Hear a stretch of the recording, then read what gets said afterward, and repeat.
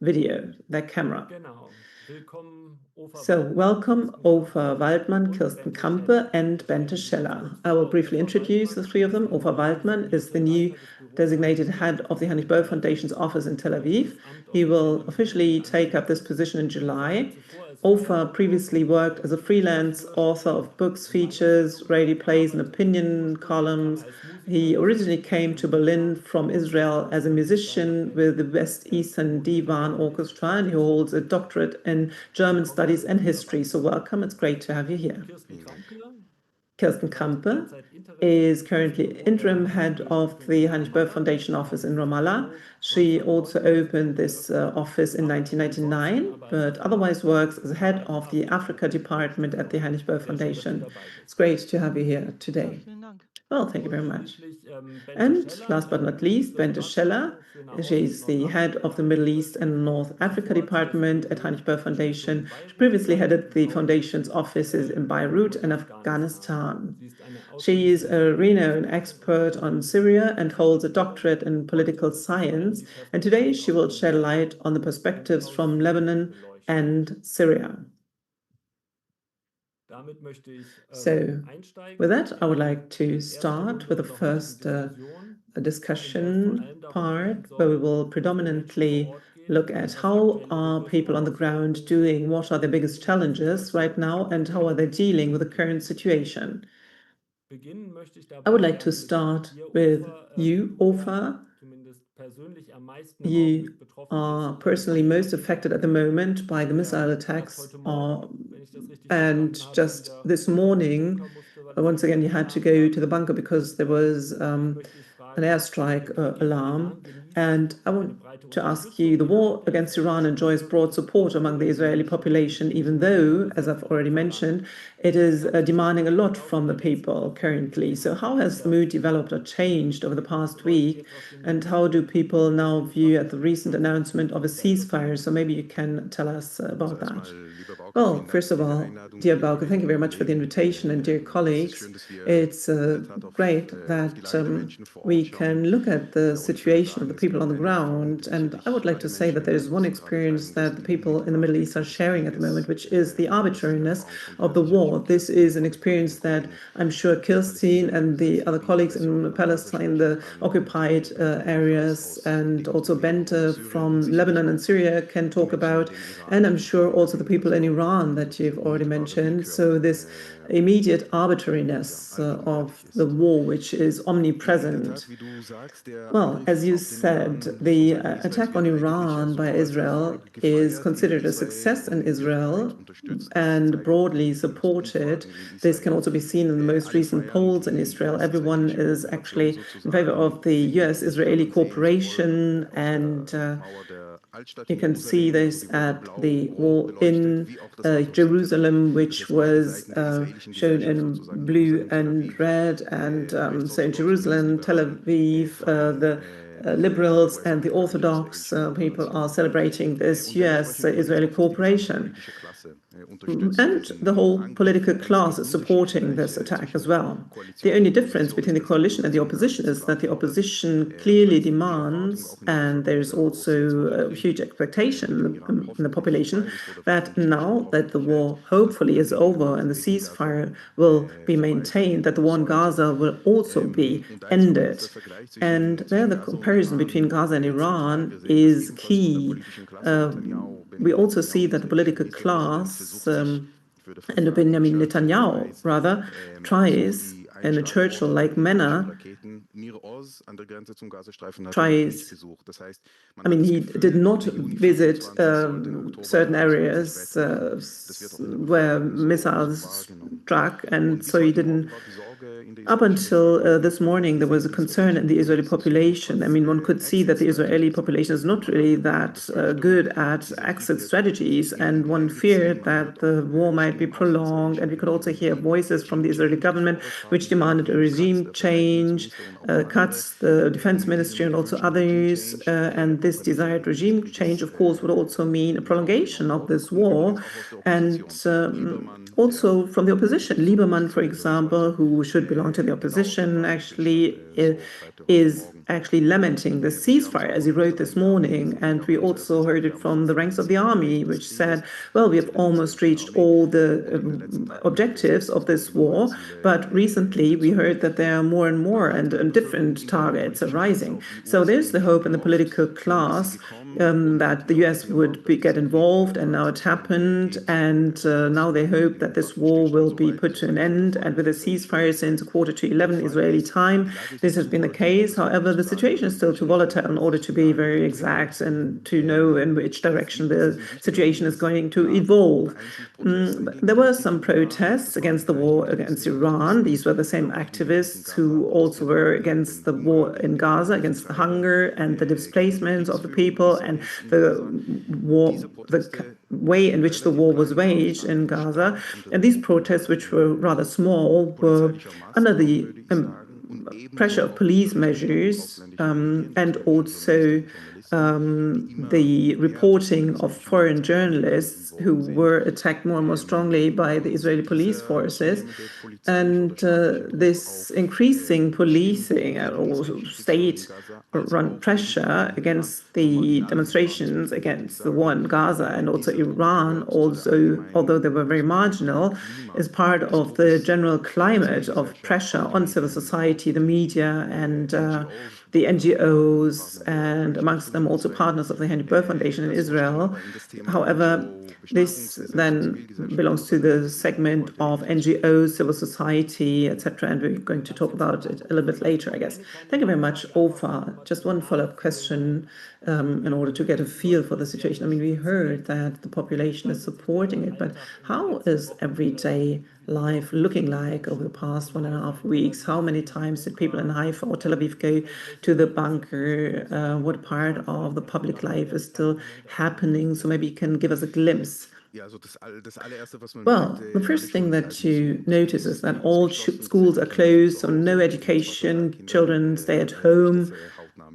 And as a father of several kids, I see this firsthand. Also, public transport is almost non-existent. Public life is no longer there. So out in the streets, I mean, the streets are empty. No people are there. And Israel has a nationwide alarm system. This is a clear contrast to what we hear from Iran, where there are no alarm systems, no bunkers, no shelters. But here are partners as well, partners of the Böll Foundation on the ground say, for example, the Abbas Center, that the level of protection that the Israeli population enjoys is different depending on where you live, whether you are belonging to the Bedouin minority in the south, or whether you live in Tel Aviv in the center, or belong to the Palestinian minority in the north of Israel. However, in general, schools remain closed. There's almost no public life taking place. Everything is boiling down to the most important and minimal things. So you cannot get far away from the shelters. You get usually an SMS before there is an alarm, 5 minutes ahead, where you're told to go to a shelter or a bunker. And then there's this alarm. There are 28 people who were killed in Israel, but this figure, despite the large destruction that Israel has experienced, I mean, we should not forget that the oil refineries in the north of the country were partially destroyed near Haifa, and also the Weizmann Institute in Rehovot was massively hit. But amongst the civil society, I mean, there were some casualties. Some people died, others injured, but in spite of the massive attacks of Iran, the number of casualties is quite low and much below what the army or the government had actually expected. Well, we really keep our fingers crossed that you and your family will remain safe. And we heard that sometimes the buildings of family members were hit, and that is hard to take, and we should accept that. I would now like to take a look at the Palestinian-Israeli conflict. Since the beginning of the war between Israel and Iran, nobody seems to notice the Israeli and Gaza war, where there are still 50 to 100 casualties per day. How do people get food, and this from the few people that get in? Can you update us on the situation? Yes. And let me say this right from the start.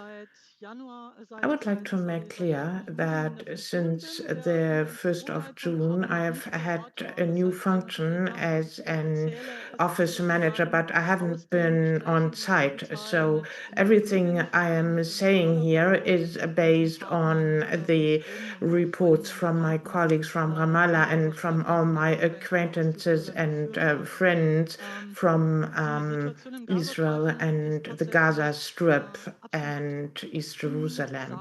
The situation in the Gaza Strip is really devoid of description. It is really like a battlefield since 1.5 years of a war.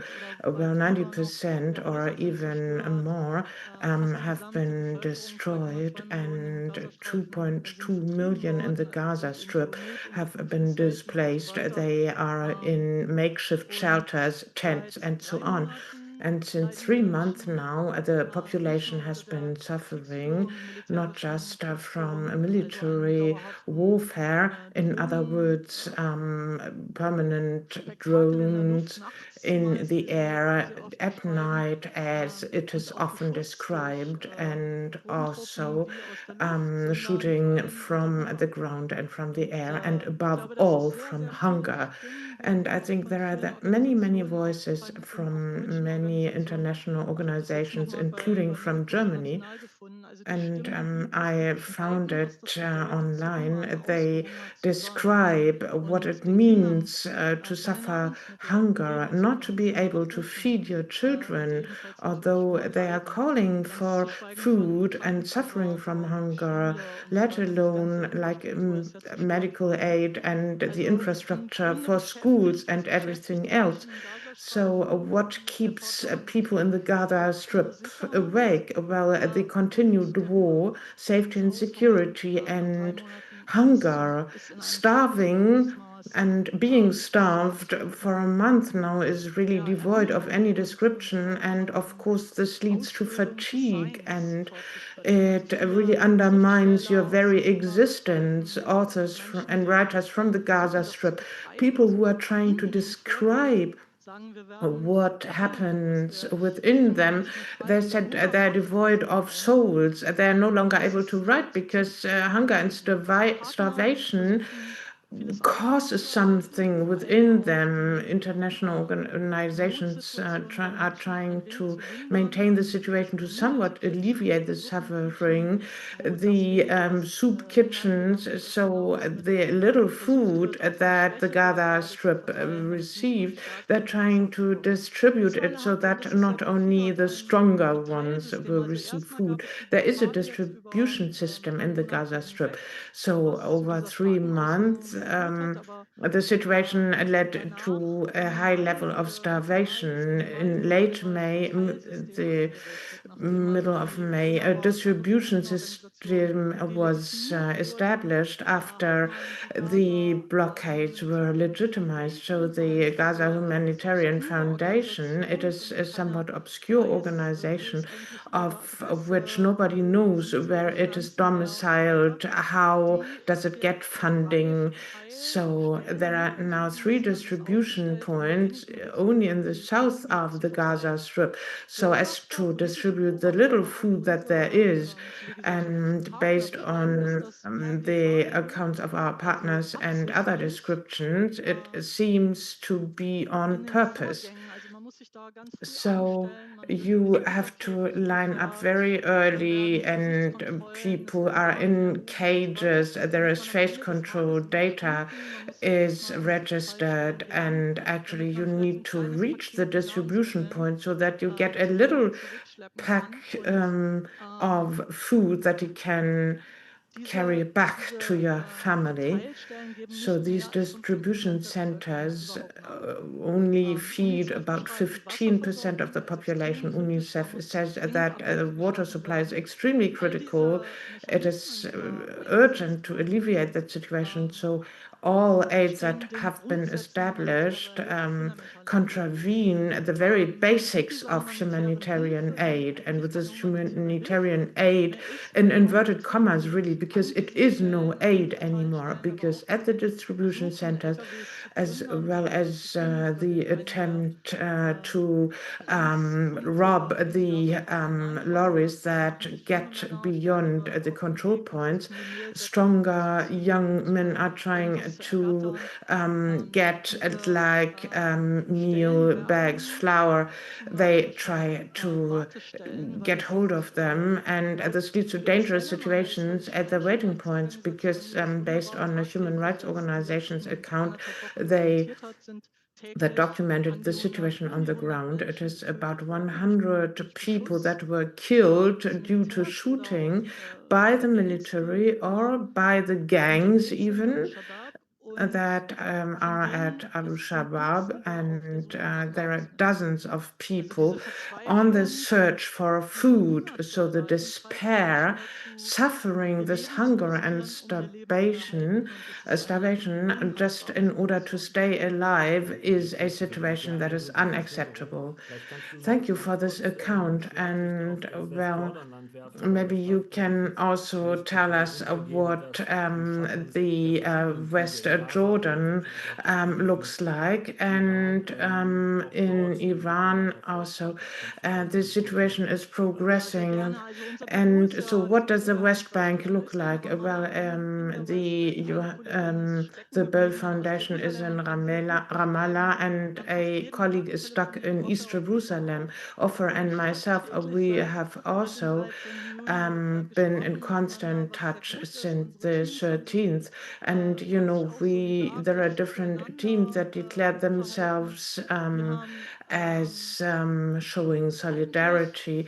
And actually, based on what our colleagues said, and those from the West Bank, apart from what Ofer described, you know, the arbitrariness of war that everybody is suffering from, there are security risks that are triple shrapnels being dropped from airplanes. You know, Ofer said, you know, the rain from the sky, you know, it is really drones and rockets destroyed in the air that are fired on Israel, but by firing them in the air, they end up in East Jerusalem and the West Bank. And I wasn't aware that people had been killed, but injured, and buildings and institutions have been destroyed. And at the beginning of the war with Iran, there were blockades, so the whole system is paralyzed, and there are no safe rooms. As you said, Bauke, they really have to stay in staircases. This is what friends and acquaintances are telling me. It used to be overnight, and now it can start in the early morning hours, and everybody is telling me about the continued and increased military action north of the West Bank, also in Hebron, and then also attacks by settlers. So agricultural workers are being, you know, attacked, and also the Hebron population is terrorized and kidnapped, injured. So all this is arbitrary action. And in the past few weeks, also during the war, and this again has gone unnoticed, really, the impression of the people in the Gaza Strip and in the West Bank, we are left all alone. So the occupiers are even resorting to even harder military action, attacks by settlers, but nobody is even watching anymore. This is what I heard. You know, the international attention is only with Israel and Iran. and what is going on in the Gaza Strip is ignored, and also in the West Bank. And my last point, it is also in the West Bank that there is an increasing impression that what we have seen as a suffering in the Gaza Strip, of course, people are connected and they have family, friends in the Gaza Strip, and so the population really is noticing what's going on. And in the West Bank, people feel what's going on in the Gaza Strip is happening here too. If you look at the refugee camps, for example, in the northern region like Jenin or in Shams, where there is massive displacement and demolishing homes and expelling the local population. So of course there is a rising fear.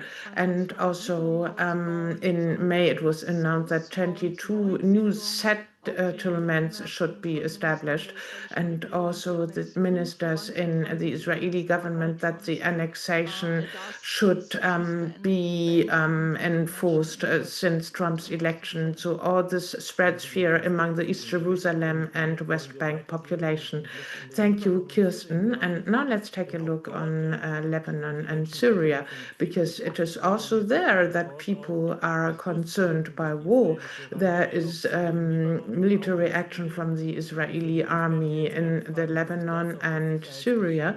Now, I would like to ask you, Bente, what the ramifications on the population are, and also the military action between Israel and the US on the one hand and Iran on the other hand.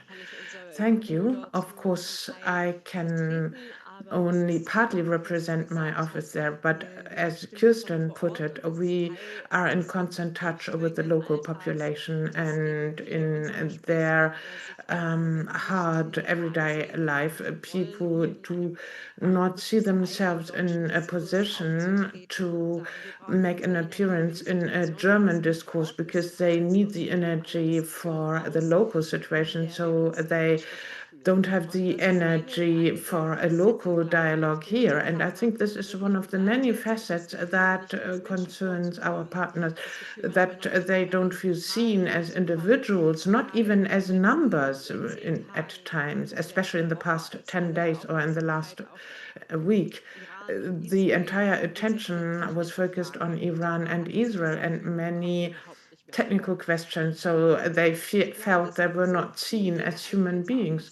And there would be many more aspects that require our attention. What is described in the Lebanon, for example, the level of insecurity, that individual military actions, and this really demonstrates how threatened they are. For example, massive bombing of Beirut, and there are warnings, but there are no safe rooms, and thus you can't move between them if family members or children are stuck in a different part of the city. It is obvious that there is panic among the many attempts to flee, and sometimes it is impossible to get your family out of this stuck situation. But apart from the clear military and sometimes lethal effects, but often the buzzing noise you hear from the background when making phone calls with your Lebanese colleagues, they are drones from Israel, and especially in the context of the current military action between Israel and Iran, this has really shaped everyday life, an impression like Big Brother is watching you. And it is not only observer drones one fears, but many drones have carried out military action, and thus the descriptions are in spirit, like people no longer have any private life anymore, no intimacy, and thus they feel that they could be observed in their private lives all the time, and the constant threat like the explosion that really has left its impact, and the impression of a constant threat and the constant violation of privacy, and well, especially in this precarious situation in the country where 90% of the population lives beyond the poverty line. And it is the second summer that is not normal due to the war. And there are many Lebanese people that live abroad that have a lot of money and spend their money on vacation. Well, many of them hardly have a possibility of visiting their home country, and of course it is a major source of income, and there's no normal situation. And in Syria also the level of insecurity is very big, and obviously after 54 years of dictatorship the country has many problems, and overturning a ruler, of course, is a big achievement, but economically the country is in rubbles. And of course, the mourning for those who died and for those who were abducted, and a fear of the future, and coming to terms with what happened in the country in the past few years. And all this mixed with military air assaults from Israel, and this has increased. It used to be the case until late last year as well, but now the Israeli army is approaching, and it is progressing on the occupied Golan Heights, and it is a violation of international law. It is an assault of the sovereignty of the country. This is a shaping factor because it is not clear where the assaults take place, and in this arid land where a lot is a desert, Israel also means water resources. So Israel is depriving the country of water resources because it is occupied land. It has to do with agriculture, and it is a real threat. Thank you very much, Bente. One follow-up question, especially from people in Iran who were in the opposition against the regime. One could hear, especially in the beginning, that it's, yeah, made them feel good that some leaders of the rulers were hits of the Revolutionary Guards, but there was the similar mood in Lebanon and Syria, who had suffered from Iran's influence, or is the fear dominating that the war might have a negative impact on the country itself as well? Well, there were some shifts. I think for the people in Syria and Lebanon, the most striking was that last year, in violation of the international law, but to the thrill of the people there, that the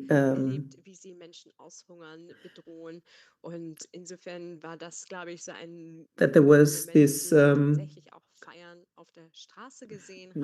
was this fight against these forces who had dominated them, and I think now that they were pulled in again, and this was also quite decisive, that the Hezbollah said that they will not get involved here. This is something that we have not yet heard from them, and that this was said in such a way is, yeah, a shift.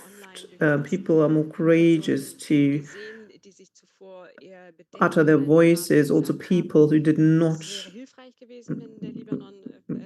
utter their voices previously, and who, I mean, they also said it would have been helpful if Lebanon would have tried to be neutral, and which does not mean to not have a political opinion, but if one could avert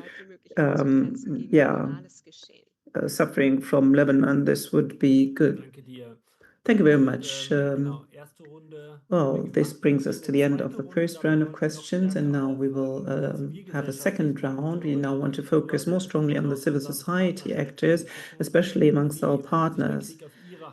So how does the war impact on their scope of action and possibilities? And I would like to start once again with you, Ofer. Israel's progressive civil society is and has been for a long time under severe pressure from this government and also previous governments, the NGOs that criticize the occupation or the war in Gaza and the discrimination against minorities are often subjected to defamation. And there are also quite a number of bills who might have an effect on the work of these NGOs. And how far was this development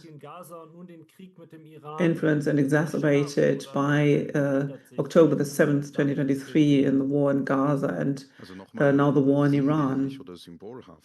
Well, what is the Israeli parliament looking at today? Today, when the ceasefire with Iran is implemented, now the Israeli parliament or a committee of the parliament is coming together, and the head of the Socialist Arab Party is supposed to be banned from the parliament. And according to the law, they need 90 signatures. I mean, it's not sure whether they will gather 90 signatures, but the Israeli parliament is focusing on something, especially on such a day, which is very important after days of war and amidst the war in Gaza.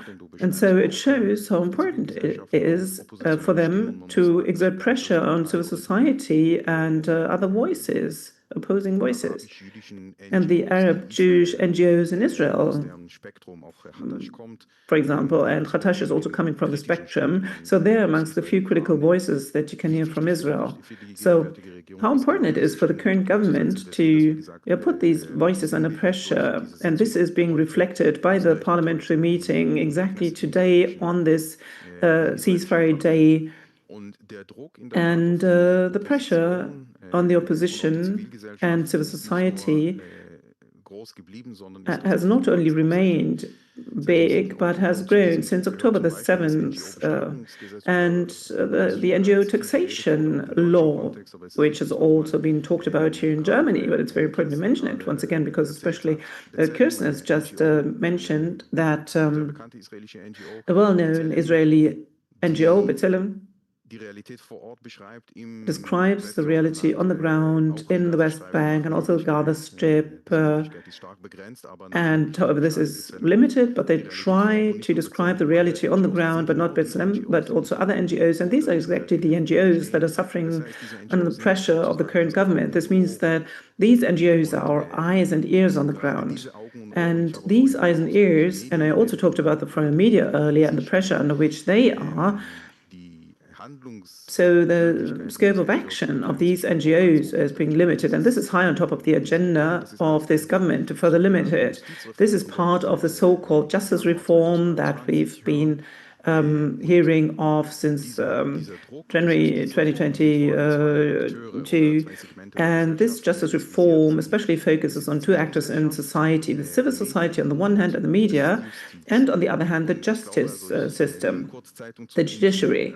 And to give you some background here, so the three pillars of the current Israeli government are the ultra-Orthodox parties, the settlers, and Benjamin Netanyahu. For Benjamin Netanyahu, it's the Likud party. And the judiciary, which is in focus of the judicial reform, so all three pillars have a problem with this judicial system, because the ultra-Orthodox do not want to have a conscription. The settlers, Kirsten just mentioned it, the settlers want to resettle the Gaza Strip and annexate the West Bank. And this is not possible in a democratic system, and Netanyahu has his corruption affairs. So these are the three pillars that attack the judiciary. And this is why the NGOs that are trying to defend this judicial system and make the problems on the ground visible are under such a pressure. And when we look at the problems after October the 7th, and the partner organizations of the Böll Foundation on the ground, we can see that one point has become very important, which is network, that you come together, that you protect each other, that you try to, come together and discuss things. And Kirsten and I, talked about that some days ago. I realized that it was so important that the Böll Foundation, after October the 7th, but also after June the 13th, has sought contact with our partner organizations. We asked them, how are you? How are your activists? How are they doing? This is a very important reaction also, I think, for German actors in the region. And we do see that these organizations are adapting to the new realities. For example, the Advanced Center, which I already mentioned earlier. We asked them, what are the groups in society in Israel that are better protected in view of this Israeli-Iran war? And after the first shock of the war on 7th October 2023, after the government has recovered from this first shock, the judicial reform was taken up with more speed once again, and we of course noticed that the protests have gone down because many people have to go to the army, and protests of course in times of war is always difficult. An interesting development is before October the 7th, it was very difficult to get a connection between the protest movement, or rather to promote the understanding that the practices, the government practices in the occupied territories,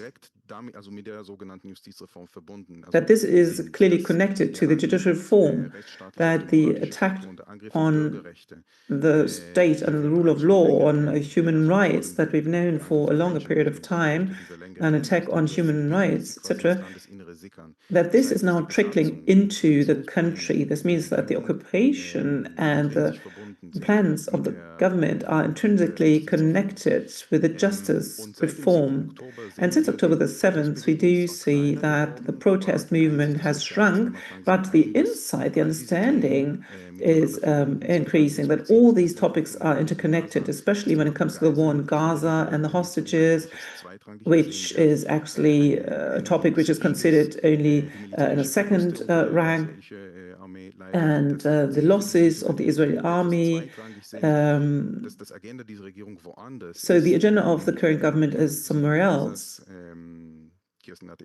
And Kirsten already mentioned the 22 new settlements in the West Bank. So this means the protest is shrinking, but it better understands the connection between what is happening in the Gaza Strip, in the West Bank, and also the weakening of the Israeli democracy.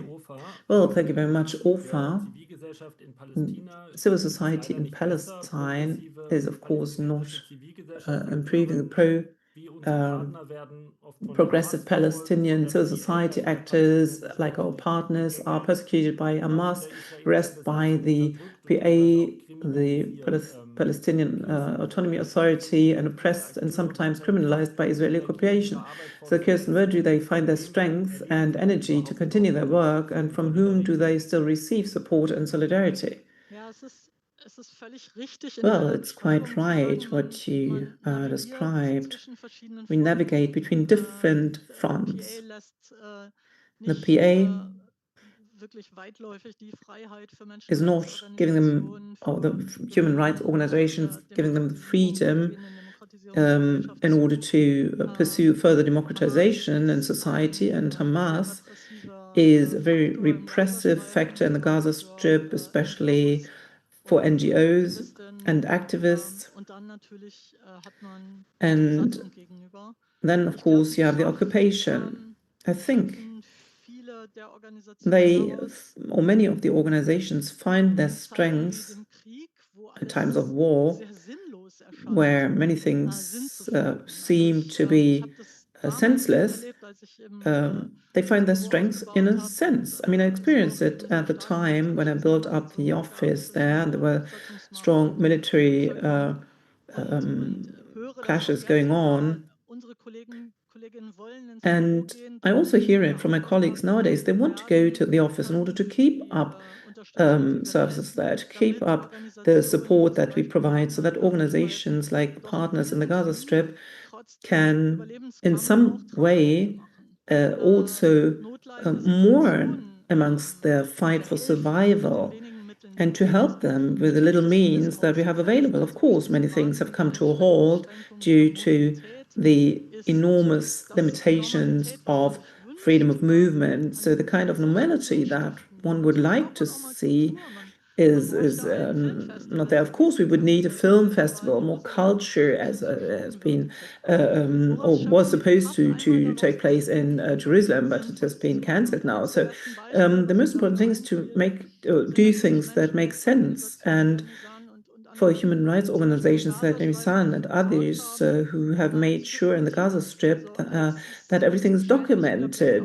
For example, when there were constant blackouts, cut-offs from the internet, they continue their work day after day. They document what is happening there. B'Tselem, for the campaign that I've described and that Offer has mentioned, they need this documentation of what has happened today. Where did something happen? I mean, the UN is doing it as well, but in particular also Palestinian actors and organizations are doing this. And when we look at the human rights organizations, I mean, they drew a lot of strength from this work, for example, also from the South Africans who went to The Hague in front of the International Court of Justice and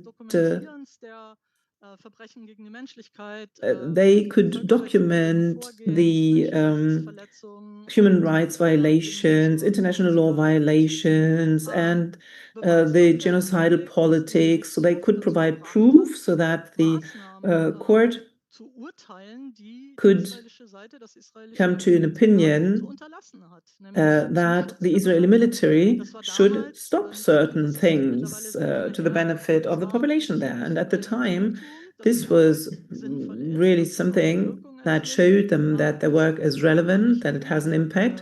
However, eventually, it did not lead to much because the Israeli military did not stop its actions. It has rather become worse. The situation has become worse. But this constant fight for survival, which is connected to risks anyway, is accompanied by activists, NGOs, people who are on the ground, and they show solidarity with the people who are suffering, first of all, and they also fight against this turning a blind eye to. So this constant appeal, look at the situation on the ground, what is happening to us. And I'd like to choose the same term as Bente has mentioned, to act against the dehumanization. So this attempt to not be dehumanized and to say, hey, this and that has happened and we demand an end to the war, etc.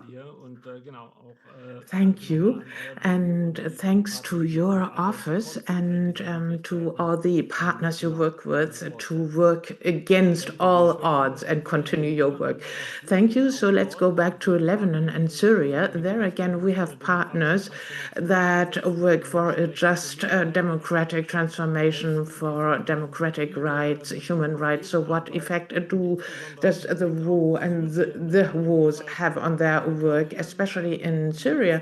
In how far do the Israeli assaults counteract the transformation and the transition process going on in the country?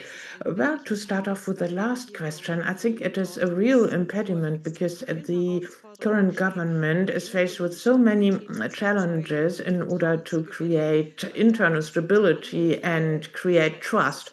So the assaults of Israel is one thing that, and I mentioned the destabilizing effect of them initially, but the feeling of powerlessness against intrusion is something. This is what prevails in Syria and also in the Lebanon, because they experienced that there is external interference with different means to a degree that even if there were democratic elections, they could not counteract that. It is a democracy, but the influence of Syria, Iran, Israel in the past few years, they were an occupation power in the country. So many Lebanese do not have a clear concept, and they do not feel they could change the situation with a clear election. In Syria, however, they once again feel dependent on external circumstances. And the non-military statements, things that are being said, are like a catalyst for the situation in the country. There were many moments where there were assaults, there were massacres in the Alawi population, and where there was a struggle between the Jews and the Sunni majority. And all this is charged with experiences from the past. So no religious or ethnic conflicts. It is political conflicts that are reflected in this form. And if there are external forces working in favor of the one or the other group, it is a threat to the fragile balance in the country. And the Lebanese said they would intervene if the Jews population was threatened. But I think the good intention is not seen, and it is not seen as being credible. However, this power balance, the social balance is really undermined when people hear this kind of announcement. And this could lead to a dynamic of violence. And I think this is even more important than all the bombardments and visible intrusions and actions. Thank you very much for this account, Bente. And this leads us to the third and last round. I would like to open the floor to the audience. And can you please use our response or question and answers functionality? So do ask your questions, and then we will pass on those questions to Bente, Ofer, and Kirsten. And in the very last round, we want to discuss what Germany has to do and should do from the point of view of the stakeholders on the ground. What has to be done so that the civilian population will be protected, to protect democratic action and civil rights? And of course, this would be a nice to have. What else could be done in order to open perspectives beyond today's situation in order to promote peace for the entire region, a stable peace that is not guaranteed militarily? Let me start off with Ofer, and let me start off with a quote from Chancellor Merz, who said that the bombardments on nuclear installations in Iran was a good thing, and Israel is really doing the cleaning up work for Germany. And well, this is under discussion in Germany. And how is this form of political support seen by players in the civil society in Israel? What kind of support would forces from civil society hope to receive, those partners you cooperate with?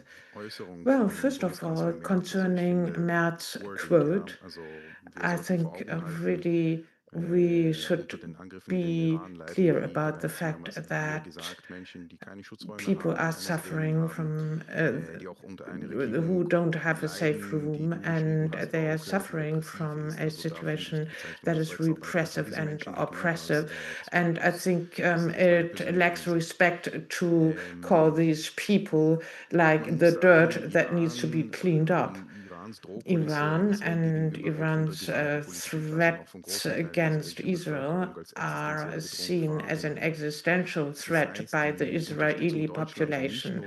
So the support of Germany, and not just Germany, concerning the Israeli attack on Iran is not seen as a support for the government as such. So as to make this difference really clear in the context of the war on Gaza, but it is really seen as a support in a situation of threat. However, Germany and EU, whether they shouldn't act as correctors also vis-à-vis the US, so that the red telephone is not the role they assume. So avoid miscalculation between two sides and finding a different use of language between the two sides and cleaning up after the Iranian population belongs to them. And when you want to make a difference between the war in Gaza and in Iran, there is a whole range of topics one could be discussing. Support the civilian population, supplying weapons, and the Israeli concern with a view to the threat from Iran. So Macron is really a critic of the war in Gaza, was really on the side of Israel, including the German government. This could be used as a lever. So wherever Israel is really threatened, we will show solidarity with Israel, but we could also call at the same time for an end of the war in Gaza, including the protection for the civilians and negotiations, as you said it initially, Bauke, so that the 7th of October will not repeat itself. This includes solidarity from Germany, from Europe, and there should also be a warning not to attack the Israeli civil society. Our partners on the ground, the partners from the Böll Foundation, are what marks the support for the civilian population, the solidarity from Germany and the EU, and the values that this civilian population really fights for. And since January 2023, they have demonstrated their commitment very impressively. It is shared values with the EU, and attacking Israeli values also means attacking the relations with Israel. Of course, the war in Gaza has to end, and a high priority is protecting civilians in Gaza. Let me add one point, however. You mentioned international law initially, and insisting on respect for humanitarian international law goes hand in hand and in solidarity with Israel to end the war in Gaza. It includes compliance with international law, and for a peaceful future of Israel, and to protect the democracy in Israel, we should also do this, as Bente put it as well. You have to show solidarity with Israel, in Gaza and Iran, and compliance with international law do not mutually exclude each other, but it is an as well as. So it does not only concern the democratic future of Israel, but also the future of the German-Israeli relations. Insisting on that, to my mind, would be a paramount and central task of Germany and the whole EU. Thank you, Ufa, for this clear message and also for the differentiated analysis, because it is something that is often submerged in the German debate. So you need a holistic view on the different wars of and on Israel, but it also includes that there is a civil society that must by no means be equated with the current government. It is something you have to underline time and again, especially in international policy. Bente, Kirsten, a question for you. The Palestinians do not like the German population concerning Germany's stance in the current war. They're disappointed. So what has to be done by the German government in order to be seen as a credible partner by civilian forces in Palestine?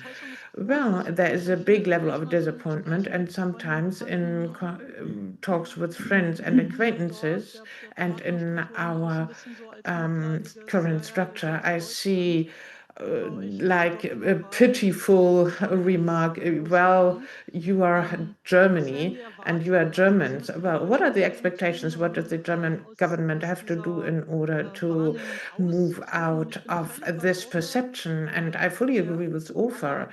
You know, the most important point really is, and it would at least make sure that one of the many international partners, that's a strong word, but a strong stance and a defense of international law. It's lost its compass all the time, and the question is asked all the time whether, well, humanitarian international law should apply here or there, but that's not acceptable. International law cannot be customized for any particular situation. So that is a question of attitude from the German government, and it is raised time and again. This is one thing, and once again, I agree with Ofer. The most urgent priority is to end this situation of a battlefield devoid of corruption, and end the starvation, and the humanitarian situation finally and urgently needs to be changed. And of course, from talks with many competent partners on the ground, the humanitarian organizations like the UN and also the UN organizations and bodies and other humanitarian organizations need to do their work, and the humanitarian foundation with the 3 distribution center, this needs to be ended, and the blocking of aid deliveries has to be ended, and then also the intentions for displacement. This really shocks the people, like voluntary emigration from the Gaza Strip. You really need to counteract such efforts and also end the war, call for an end of the war, and then rebuild the country. This country is in rubble, and the whole foundation for 2.2 million people is fully destroyed, and thus create an environment that is worth living in so that people can continue to exist. And a lot needs to be done to achieve that.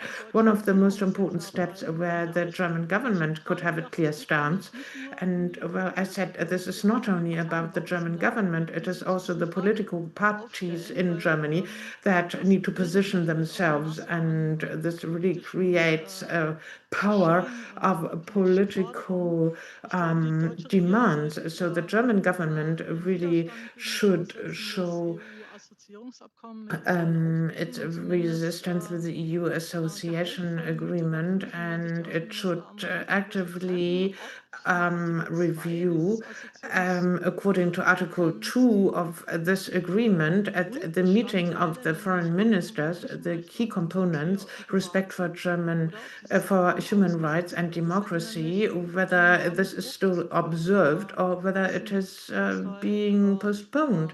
This means a lot of pressure because, well, the EU is really the most important trading partner, and I think this would be an important signal from the part of the EU beyond individual member states. And as Ufa really put it, Macron and Merz are important voices. And so Merz and the EU would have a lever here, and they should use it. Thank you very much, Kirsten, for the clear words. Bente, also to you, the question, a similar question. Well, Germany and the Europeans are once again calling for de-escalation. A conflagration, as it is always called, must be avoided at all costs.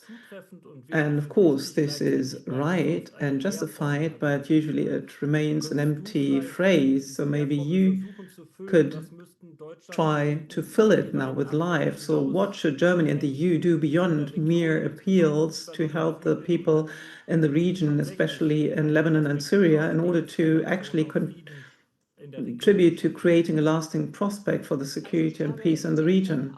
Well, I think that the appeals, even they are not really heard, are still important when mentioned seriously.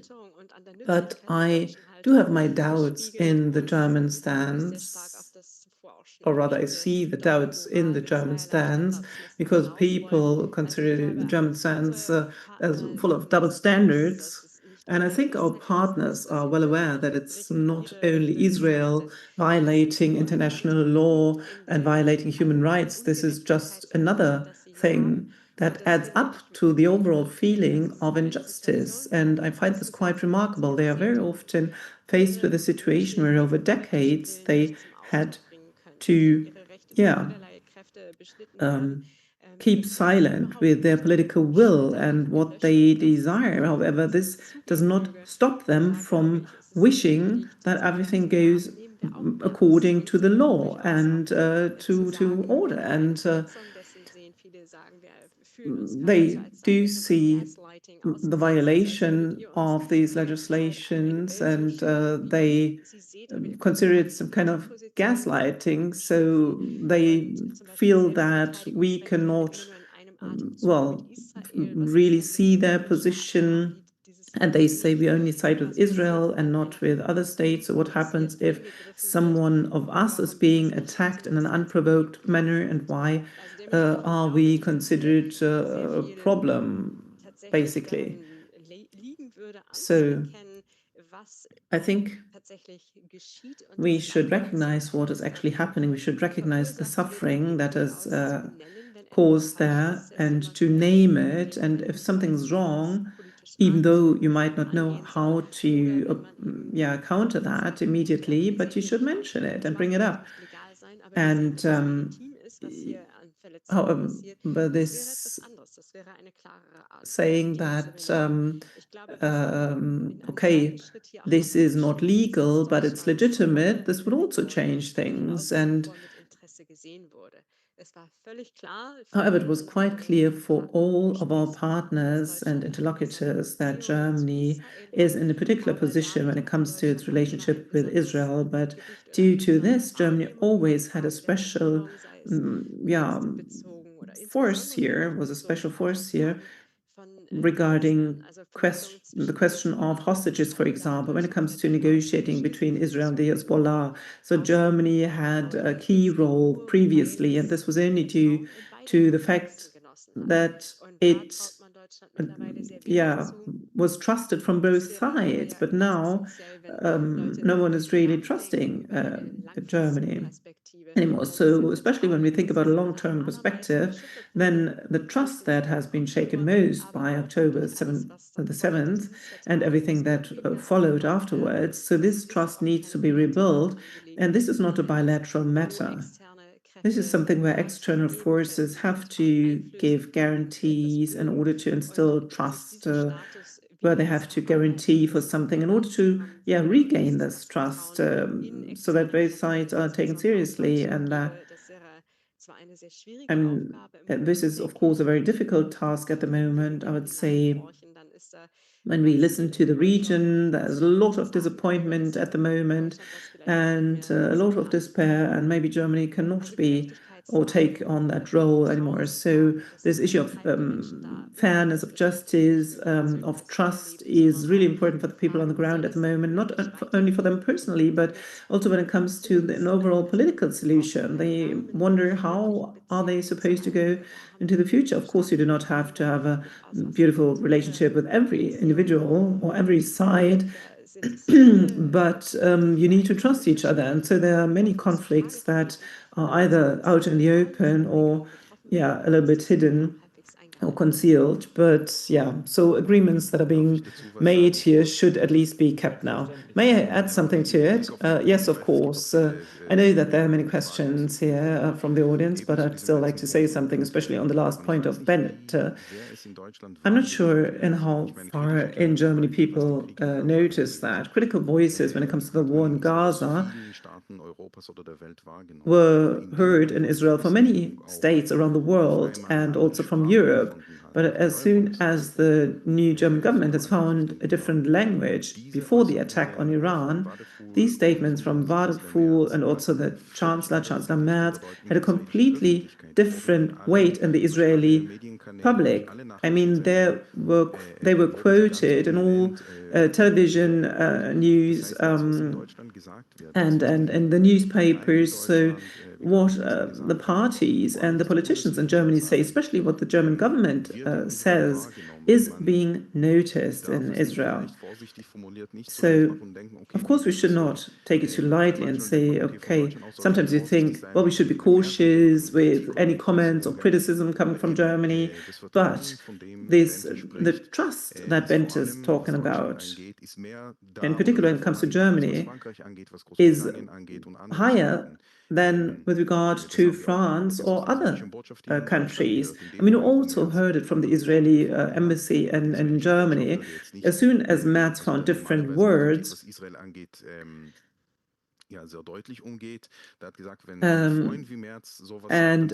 the Israeli ambassador says, well, if a friend like Merz says something like that, we should listen to him. And we have not heard these kind of comments from the Israeli government in the past. So this is really a lever that Germany should make use of, and to point to the adherence to international law, the resumption of negotiations, where all this can be used.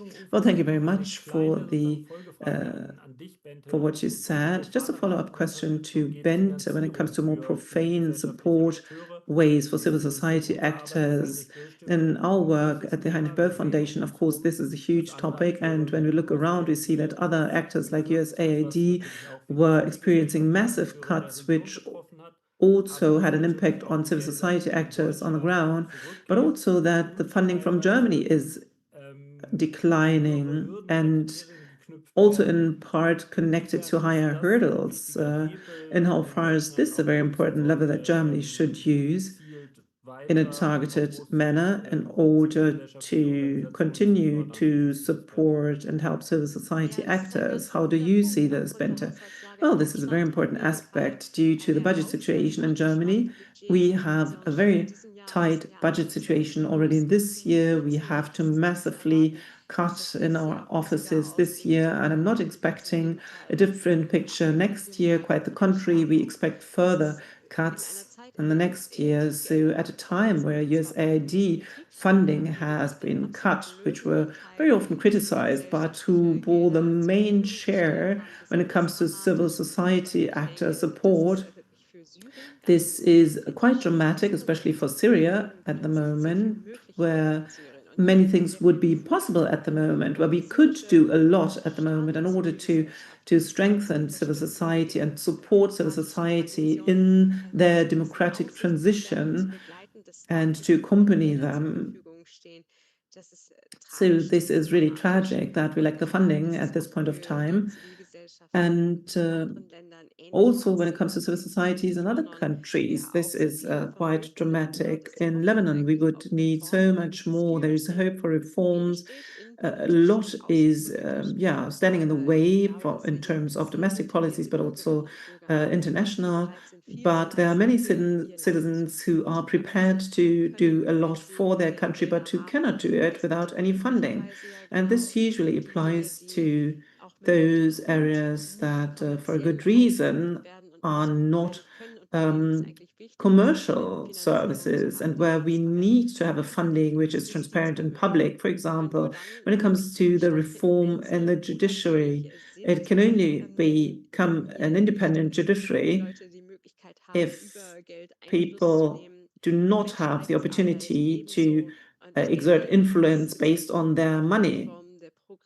And this also applies to all forms of the progressive civil society who are focused on queer issues and similar topics. They are faced with a very difficult situation, also in view of the global populism and the many enemies they have in the region. And so, well, we are fearing for them.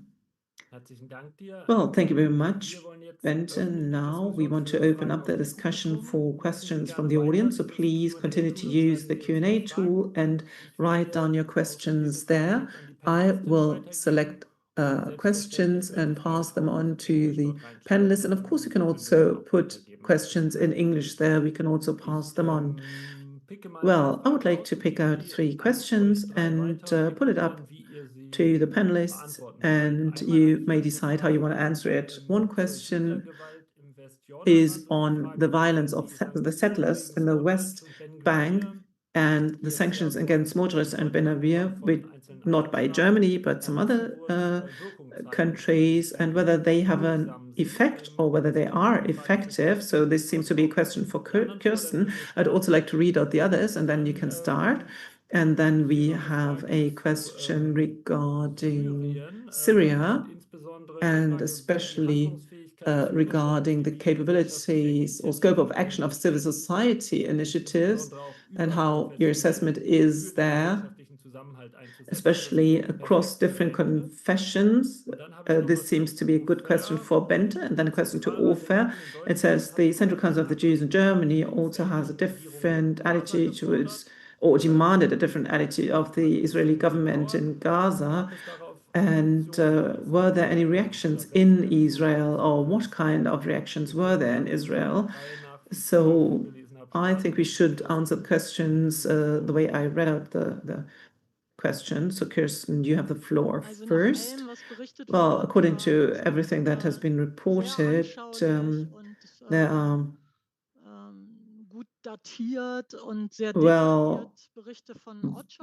funded reports from OCHA, who are conducting monitoring in the West Bank, and to show that the violence by the settlers could not be halted through the threat of sanctions or consequences, neither by the investigations that the Court of Justice has taken up and the so-called intended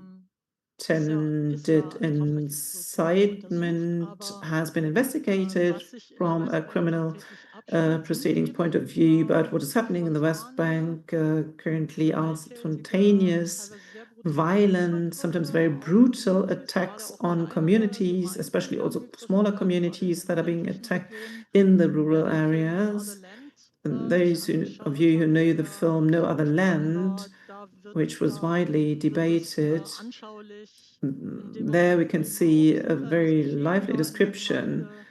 I mean, where settlers are attacking there and deteriorating the situation. So I can hear more and more voices from international partners working in the West Bank who say, well, we can't really move around from one village to the other because there's this constant threat of these settler mobs, so violent, marauding settlers who are running around there. So one has to try to protect oneself.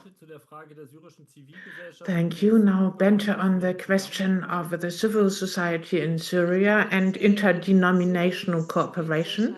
Well, I think in Syria, there are many initiatives that have come about in the past few years in the diaspora and including Syria. And they used to be along confessional lines and then still interdenominational across different religious denominations. And well, confessions were the structure of government in the past.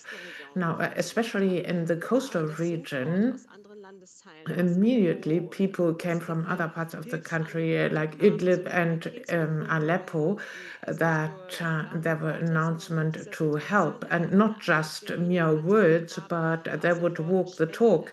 So immediately there were also donations, and thus the denominational rift, many want to overcome it. And really, there are many religious elements along the different religious denominations. And this is a major factor, really. And there were many groups in society, they were not able to have an encounter due to the rift in the country. It was not official, but de facto, there were 4 different regions, really. And among them, there was little or no exchange whatsoever. And due to those denominational lines, people are in a situation where they need to get closer. But there are many voices in the country that say we do not want a denominational conflict. We must not succumb to violence, and we need to overcome this rift. It is, even if it is just a small sign, it is very encouraging. And then a question for you, Ofer, concerning the Central Council of Jews in Germany. Well, also on the last point that Bente just raised, there are also NGOs in Israel, like standing together, and they also work along their denominational lines, something that creates a feeling of we and us, where shared values are the common basis. It is those NGOs in Israel that are really in a position to create an inclusive narrative for all citizens in Israeli society. And one of the most lethal attacks of Israel on Iran, where the attack by Iran, where Israeli Palestinians were killed, there were many announcements of solidarity, and there were also other voices. I have to say there was malicious joy, but there was a lot of solidarity and help based on solidarity. Then the Central Council of Jews in Germany, it is German citizens. Their position on Israel, you have to be careful when talking about Israel. Well, Jewish citizens in Germany are German citizens. We should really make this very clear. In Israel, there is rising criticism on Israeli policy, not just from Germany, where the Jewish share in the population is low, especially from the US, really. And there is an increasing degree of alienation with Israel, and thus the situation is seen as a threat. And the kind of warfare in Gaza, and not just there, it is also other steps of the government is seen as a threat. And this is known and seen in Israel. What I find very encouraging, and this is really part of the question, in Germany, there is an increasing diversity of voices in Germany from the Jewish diaspora from Germany. It is seen, well, there are links with Israel, of course, due to family reasons and due to other reasons, but based on these strong ties, we are also able to criticize Israel, and these voices are increasingly heard. We see it in the German public, we see it in the media. There are different organizations, not just the Central Council of Jews in Germany, but also from other parts in society. And I think this is really fruitful for the situation in Germany in general when it comes to Israel. Thank you, Ofer. And let's have one more round of questions and answers, and then we should close at this point. There's a question on the influence of media reporting in Germany, and also the position that we have on the war in Gaza, and in how far does it influence news reporting, and then the truce that Trump announced between Iran and Israel. Will it last, or is there an interest from the part of Israel to stick to it, especially from the part of Netanyahu, that many people don't trust when it comes to ending wars, as you already touched upon, Ufer? And then concerning Iran, Bente, maybe you could answer to that. The perspective on a positive regime change, overturning the regime and helping democratic forces to win. Is there any positive outlook? That would be great if you could answer to that. And whoever likes is invited to start. Well, let me say a few sentences on media reporting. Bente is certainly far more knowledgeable in this regard, and there are news reports and critical reports as well. I think something has developed over time, but nonetheless, it is still quite painful to see that mainstream media and journalists in like Tagesschau, the German national news, the mainstream news, they report one-on-one what the Israeli military voices. This is not just poor journalism, but this is really one-sided, biased reporting. And after 7th October, at the beginning of the Gaza war, it was very difficult to digest. People who wanted to have a more comprehensive source of information really needed different sources, like Al Jazeera, BBC, The Guardian, and so on. So they may have included other voices right from the start. This has changed. Overall, it is a good thing, and it is quite correct that also the German media have come to take a more differentiated approach. They've sensed it in German civil society as well. This was really lacking at the beginning.